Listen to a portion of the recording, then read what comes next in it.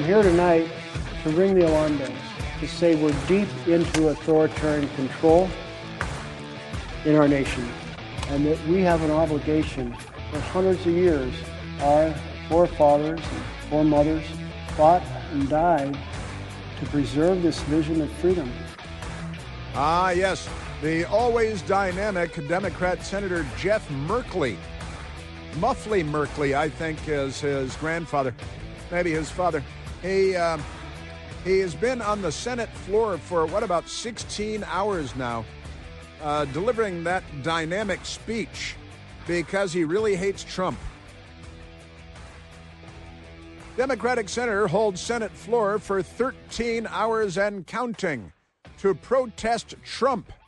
That's the headline. That headline was 3 hours ago. So now I guess it's 16 hours that Senator Muffley Merkley has been, sorry, it's a Dr. Strangelove reference that I'm ponying up there. But Democratic Senator Jeff Merkley of Oregon, a prominent Senate progressive, that means left-wing radical extremist, held the Senate floor overnight and into early Wednesday morning, speaking for more than 13 consecutive hours, now at about 16 hours and counting, to protest President Trump and his first 9 months back in the Oval Office. It's a mental illness, it genuinely is, and Trump derangement syndrome. Merkley began speaking shortly before 6:30 p.m. Eastern Daylight Time Tuesday evening. He was still speaking as of 7:40 a.m. Wednesday morning. I've got to say well beyond that because MSDNC was just going to him a short time ago, and he was still standing there being tedious. He teaches when he's got free time. He goes to college campuses in Oregon, and he teaches courses in being tedious. You're going to spring a lot of tedious people out of the universities in Oregon going forward. The lawmaker who turns 69 on Friday. He looks older than that, doesn't he? That's Pierce, he agrees.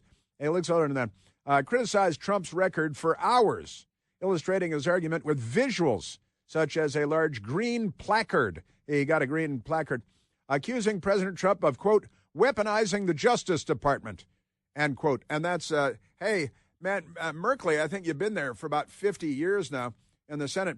Maybe you should have been protesting that when Barack Obama was using the Justice Department and the FBI and the CIA and the IRS against the political enemies of your party, you little fascist, you little Hitler, little Nazi. When did you shave off your funny little mustache, Hitler boy? He dresses up like Eva Braun at home, and his wife chases him around in a Gestapo uniform and spanks him. Spank me, spank me. So we got that con. These people, let me tell you. Yeah. So Muffley Merkley, he's on the Senate floor. He's protesting Trump. And it is Wednesday. And while that means it's hump day in the Clinton household and all that implies, it also means that it is mailbag day here on the Chris Plante Show. And so I don't screw it up again. I'm going to get to it right now. I'm going to go right to the mailbag. And I have mailbag. I have one postcard that was sent in from Carroll Stream, Illinois, with a mailbag question on it. And also I have Michael printed out. These were sent in by great American people. Let me start with the postcard. I'll start with the postcard, and then I will get to the main page of the questions assembled by Michael and Team America. First mailbag question today. Howdy there, Mr. C. Howdy there, Mr. C. That's good. Maybe you can enlighten us. Letitia, meaning Letitia James, the crooked attorney general in the state of New York that targeted President Trump, and now she's in legal trouble herself. And here it goes like this. Maybe you can enlighten us. Letitia, it's retribution. Right? And that's what she says. It's the Trump Justice Department going after retribution. Comey, James Comey, another self-described communist. It's retribution. It's retribution. The Democrats, it's retribution. But a reporter has yet to ask, okay, retribution for what? And honestly, that is almost the definition of genius. It's simple genius. It would put them if Comey says it's retribution, if Letitia James says Now she's in legal trouble for claiming that she lived in a house in Virginia to lie to the banks to get lower interest rates, better interest rates, and save money. And then she had a criminal living in the house who's her aunt's daughter or something like that, a wanted criminal with warrants out for arrest. And she's the chief Democrat law enforcement officer in the state of New York. But never mind that. So, and this, by the way, is from Marco. And he's got a great Italian last name, but I'll leave it at D.A. Marco D.A. from Niles, Illinois. And he says, all of New Trier says howdy. That's the high school I was kicked out of, New Trier. All of New Trier says howdy. Donald Rumsfeld went to that high school, too, before me. And so Marco D.A. from Niles, Illinois. The all New Trier says howdy. And he says, maybe you can enlighten us. Letitia says it's retribution. Comey says it's retribution. Dems say it's retribution. But a reporter has yet to ask, okay, retribution for what? Maybe you can enlighten us. Thanks. That from Marco D.A. in Niles, Illinois. And I've got to say, it's great. It's simple. It's elegant. Excellent use of language, the English language, which is the world's greatest language. And Marco, retribution for what is great. For their abuses of power.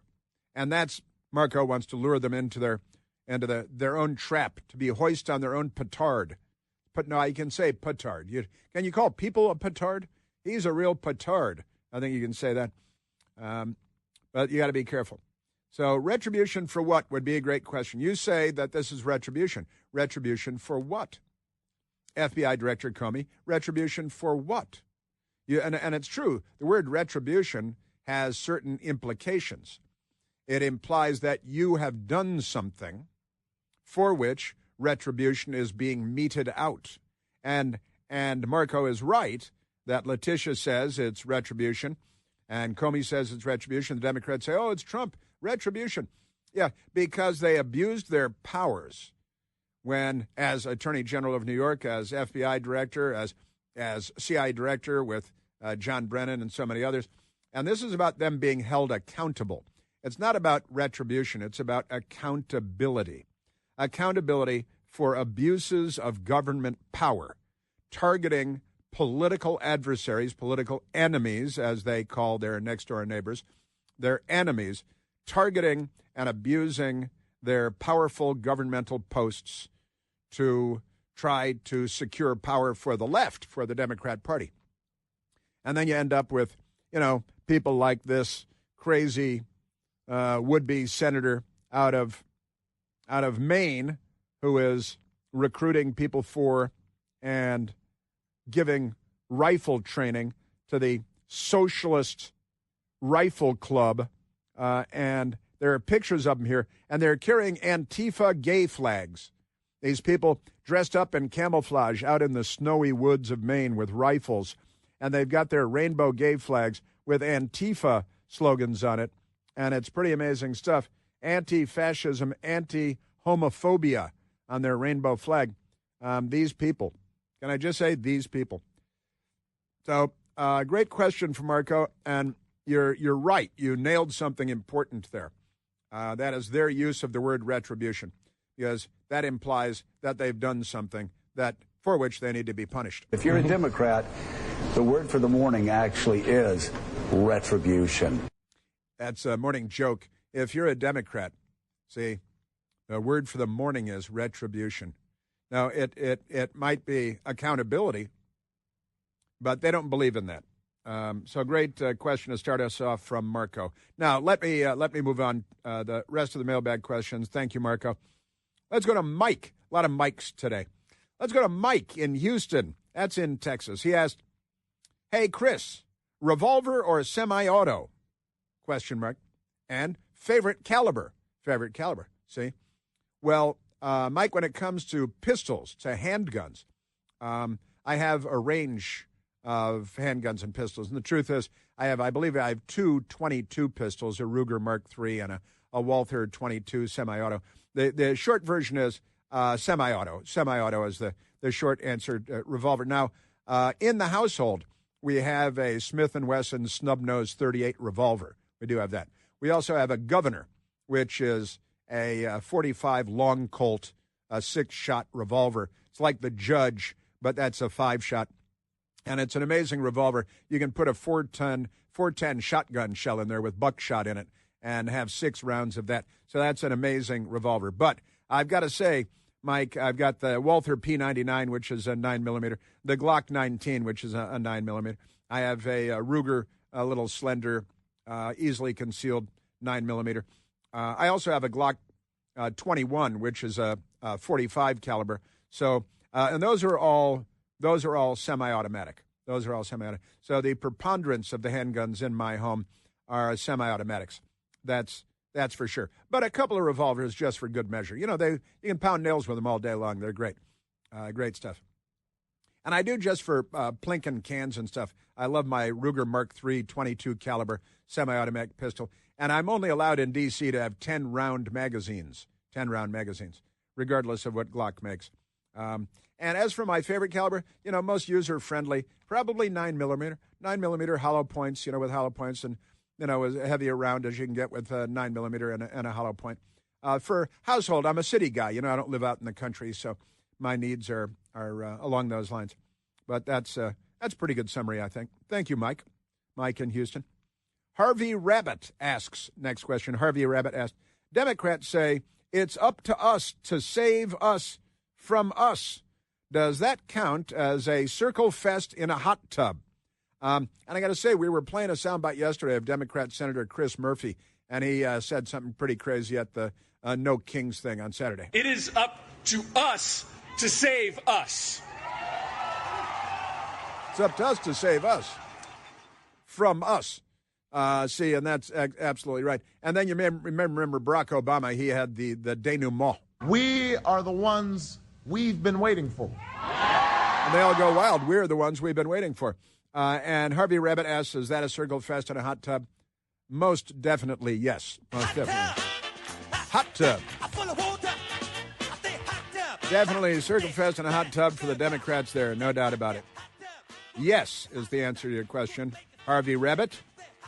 Michael, another Michael, not Mike in Houston, but Michael somewhere else. Oh, you did a brilliant Full Measure segment, you know, Cheryl Atkinson's wonderful show on the Sinclair Broadcast Network, Channel 7 here in Washington. You did a brilliant Full Measure segment last December. Did you ever comment about it afterward on your radio show? That's kind of interesting. I did do an interview right here in the radio studio with Full Measure, Cheryl Atkinson, who's wonderful, her TV show, and I'd recommend it very highly. It's what 60 Minutes should be, but isn't. I'm sure that I must have mentioned it on the radio show.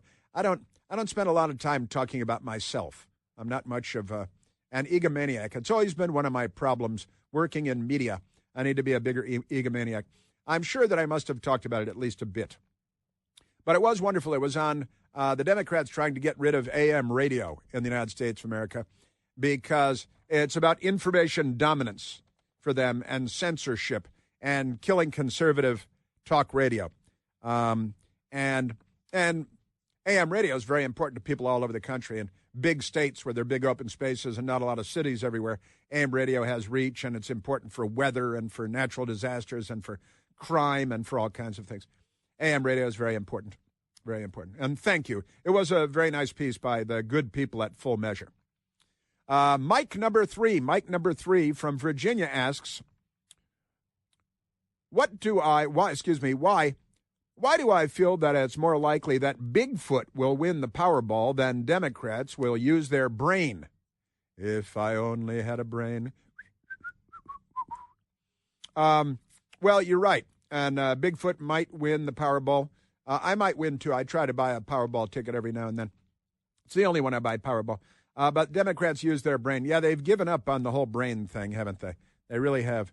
What would you do with a brain if you had one?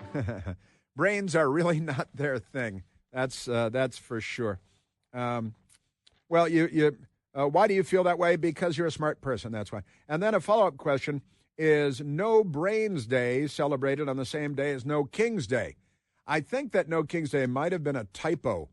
You know, they've got a lot of typos, these lefty people.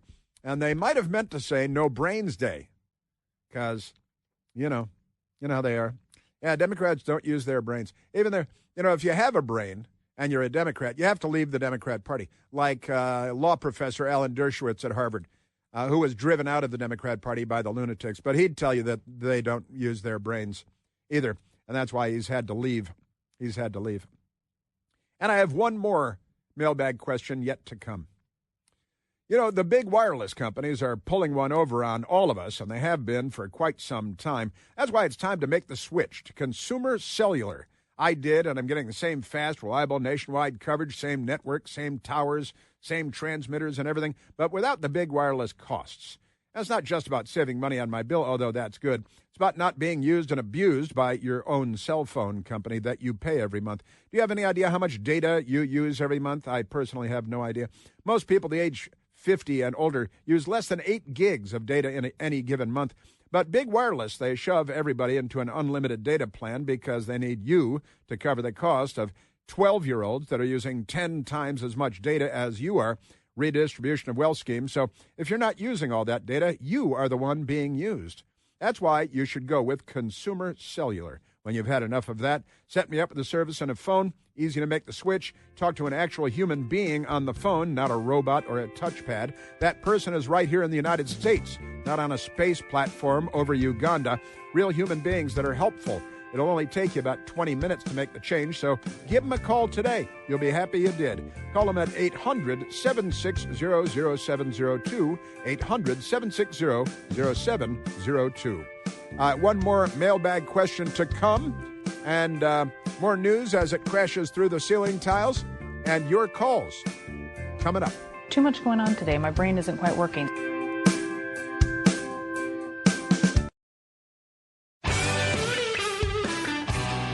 All right, I'm gonna tap pause because I need to spend a couple of minutes on the last question from the mailbag. It has to do with my television show at Newsmax and my role at Newsmax, and I want to get to that question, but I can't give it short shrift. I need to give it a little more time. So I will do that. Yeah, now I'm looking at the clock. The clock, I always have this clock thing. 3 hours is not enough. And then I started doing a television show, and that's another thing. Yeah, we've got to get George Snuffleupagus, too, because he's trying to convince the American people that food prices are really high because of Trump, and it's all Trump's fault, because George Stephanopoulos is a propagandist for the left, you know, with the gay socialist rifle club in Maine and the self-described communists that are everywhere you look around the Democrat Party these days. Barack Obama's mentor, Frank Marshall Davis. Barack Obama makes the CIA director, John Brennan, a Communist Party voter, the CIA director. The FBI director, James Comey, said that he was a communist. I got a socialist guy who's got a Nazi tattoo on his chest running for Senate in New York, who runs the Gay Socialist Rifle Club in the woods there. What could go wrong?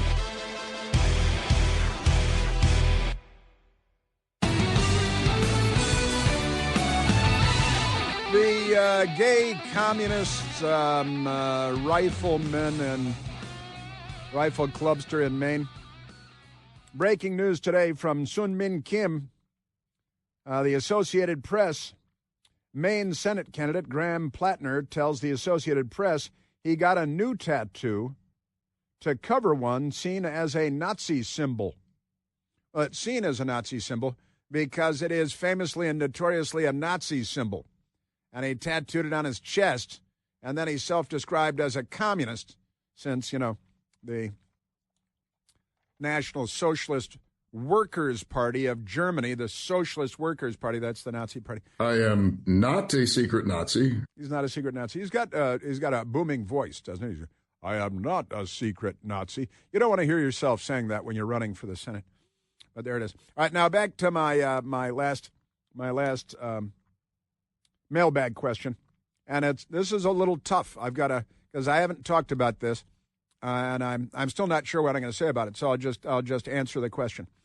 Abigail asks, Chris, can you just say a simple yes or no? That's kind of pointed, isn't it? Just right out of the gate. Because I don't want to hear some long-winded thing. Can you just say a simple yes or no if I should continue to tune in to watch The Right Squad?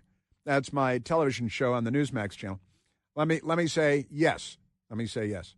You should keep watching. I love Foldy, but you're the reason I watch. I think that's true of everyone, isn't it? I kid. But I love Foldy, but I love Foldy too. He's a great friend. He's become a great friend.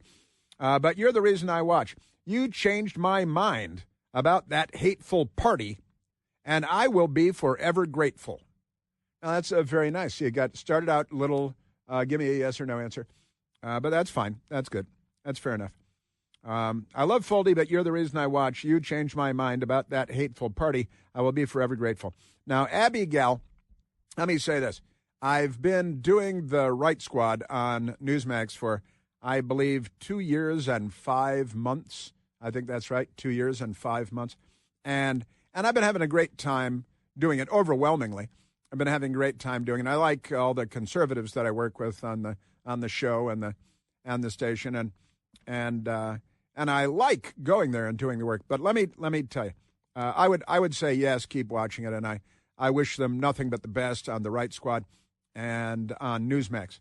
I am currently kind of in the middle of a series of discussions, and I'll explain why. I'll explain why, because you deserve that, because you asked. And there's also another, we got a tweet here, Newsmax. We're devastated that Chris Plant is no longer on. I was not on. I'm not going to be on this week. It's my expectation. And I was not. I was on Monday last week, and then I was not on for the rest of the week last week, Tuesday, Wednesday, Thursday, Friday. I was not on the Right Squad. And honestly, it's kind of this. I've been doing it for 2 years and 5 months. I start work at 5 a.m. Sometimes I start in the 4 a.m. hour, and I'm usually up pretty late. I'm usually up till at least 11, probably midnight most days. And then I'm working, getting ready for the radio show at 5 a.m. and no later than that, sometimes 4 a.m. hour. And then I finish my work day when I finish my television job, 6:30 at night. All those 10 p.m. shows on all the networks pre-tape, and the late night network shows, they all pre-tape. And we pre-tape by a few hours in our Washington studios. And I finish my work day, if I'm, with TV, at about 7 p.m., and then I start working again on the radio show for the next morning, because I can't let 7 p.m. to midnight go without, monitoring the news and collecting sound bites and articles and emailing, and Michael Piercy and I, and texting with Kevin and Randy, texting and sharing stories and stuff. So for the last 2 years and 5 months, I've been working. I'll shave a little off and just say 14-hour days, but really it's 16, 17, maybe 18-hour days, 5 days a week for almost 2.5 years. And I'm talking to the people at Newsmax, say, well, what can we do here? Because all I do is work and sleep, and that's it. So I'm in discussions with Newsmax about what we can do so I can kind of get my life back. For so many years, is one of the reasons I was very hesitant to go to work for Newsmax in the first place, because I work enough. Doing a 3-hour radio show is generally a full-time job. And I know it's only, you only work 3 hours a day, pretty good. But I prepare and try to stay up in the news and read and gather and accumulate and all that. So just a 3-hour radio show takes a lot more time than it may appear to the casual observer outside. In fact, I was talking to, who was I talking to? Oh, Brian Doherty. I was talking to my friend Brian Doherty, who worked with Rush Limbaugh and worked on the Rush Limbaugh TV show. Brian Doherty did many years ago. And Rush Limbaugh was doing his 3-hour radio show, the greatest radio show ever, and he was doing a half-hour TV show. And Rush Limbaugh decided, you know what? I kind of decided this before I started working at Newsmax. I'm like, I don't know if I want to do this. And then my best girl and I, and after Wuhan and the Wuhan Red Death and the Wuhan lockdown and all that stuff, 2.5, 3 years ago, I'm talking to him. I said, well, what the hell? Let's give it a whack. Let's see how it is. And I've had fun, and I think we've made the show fun, and the show has improved and got a great crew of producers, mostly producers in New York. The control room is in New York, and the studio is in Washington. And we have 2 great producers in Washington also, wonderful people. And it's just kind of about taking my life back so I can spend more time with my best girl And more, and I talked to Piercy about this and to Bill Hess here, and more time to focus on the radio show because it requires a lot of time, a lot of attention, and it's another 7 hours. The TV show adds another 7 hours to my workday, and then there's prep and things that added. You could say 8 hours a day added to my workday for the TV show, and that's great. But and then talking about Rush Limbaugh, and Rush saying, I like radio and I like TV, but I like radio better, and Rush, just like Chris, they were paying him $100 million a year. Me, I get like $4.75 an hour. Although the D.C. minimum wage is going to go up soon. I think it's going up soon. So there's that. And, yeah, we got this other tweet saying, we're devastated that Chris Plant is no longer on. That was the reason we started watching Newsmax. We didn't even know the show was not called Chris Plant Show. Now, it was, and this is another one, and there were some changes that took place 5 months ago, 6 months ago, and it was called Chris Plant, The Right Squad. And then they said, we're just going to call it The Right Squad from now on. And we're going to share the duties on the show. And fine. I don't really, my ego is not so crazy that I get upset about that. But there were other internal matters that were negotiated at that time, too. And now I'm kind of, it's like, they clap on pro wrestling, like you're jumping out of the arena there. And getting back to radio full time. And I think that's what's happening right now. But we're talking about other things as well that I'm not really at liberty to get into right now. So that is the answer. I hope it's a full and complete answer from Abigail, and who asked for a simple yes or no. Should I continue to tune in to watch The Right Squad? I would say yes. And I like... Mercedes Schlapp is on frequently, and we sit next to each other, and we have fun, and we have a nice time, and I like Mercedes very much. We spoke on the phone last night. She called me last night to say, what's going on with you? Mercedes did. And Matthew Foldy and I have become great friends, and he's a ton of fun. He's just great. And my best girl is doing work with him as well, professional work with him, and great stuff. So I like Foldy very much. And I like a lot of the people on the show and at the network. But I think I've told this story before. When I was at the Pentagon, I had a giant yellow bumper sticker over my desk, and it said, choose life, right? And it's, of course, a pro-life bumper sticker. But I had it there to remind me that I didn't want to stay at CNN forever, and that I was going to have to choose life. That's what my bumper sticker was. It was a message to me every day. Choose life, because I was working, 14 hours a day then, too, for years and years, covering the Pentagon. And a very full-time job and a full-time beat, but all that. All right, now that's enough about me. And it's and I just I like my life. I like my best girl. I like having more time to do what I want to do. And for the last 2.5 years ish, my life has been completely consumed by my work day, and I've kind of now we're talking about what we can do. So that I can have a happier life, so I can choose life. That's what it's all about.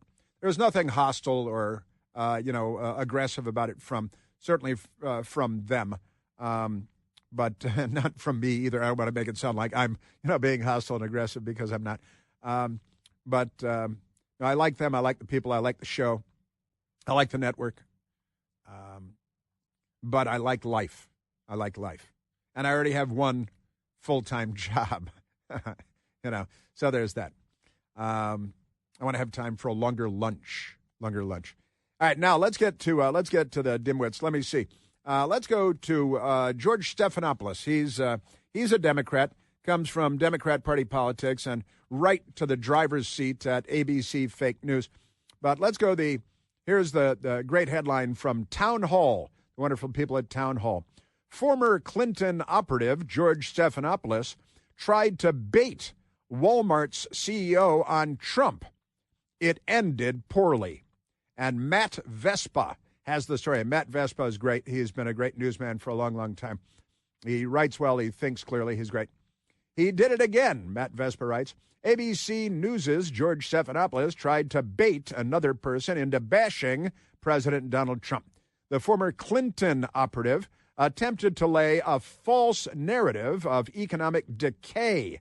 Walmart CEO John Furner quietly slapped all this nonsense down. With Thanksgiving on the horizon, the ABC News host tried to say that turkey prices were through the roof, but CEO Furner noted that turkey prices at their lowest point since 2019.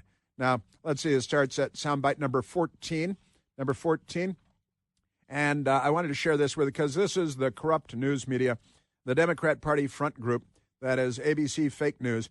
Good morning, America. George Snuffleupagus, $25 million a year. It's good to be a Democrat Party propagandist, isn't it?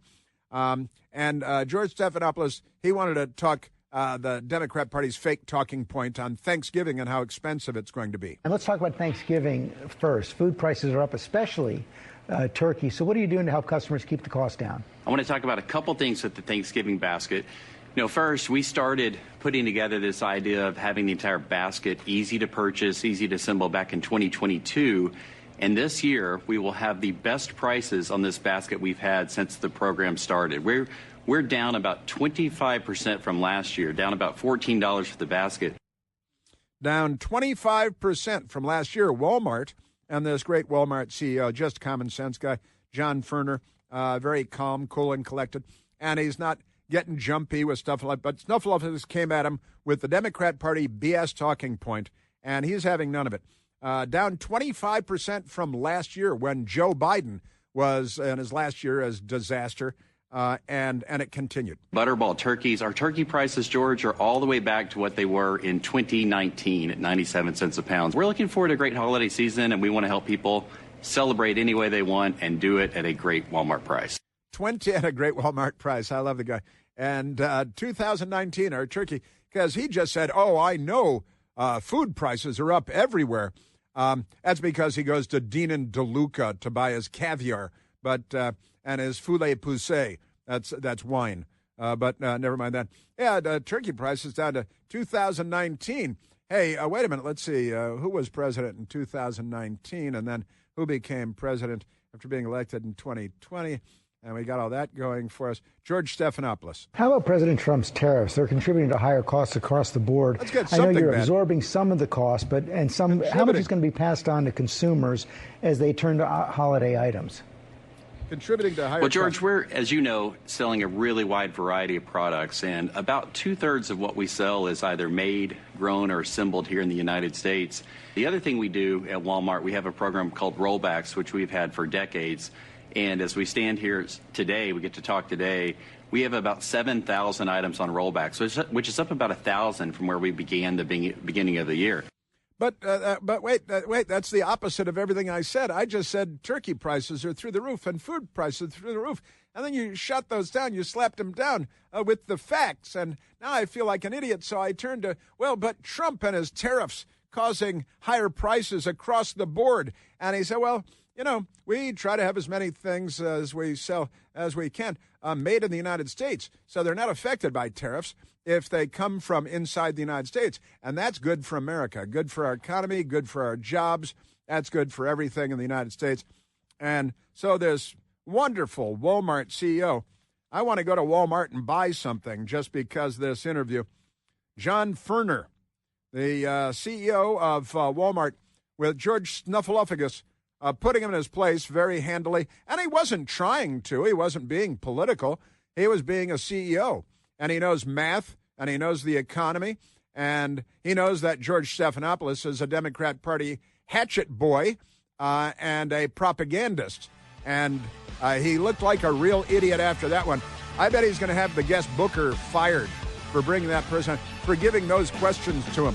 Why did you let me ask those questions that made me look like an idiot? And I was like, well, what we do every day, Skippy. Your Honor, I object! And why is that, Mr. Reed? Because it's devastating to my case! Overruled. Good call!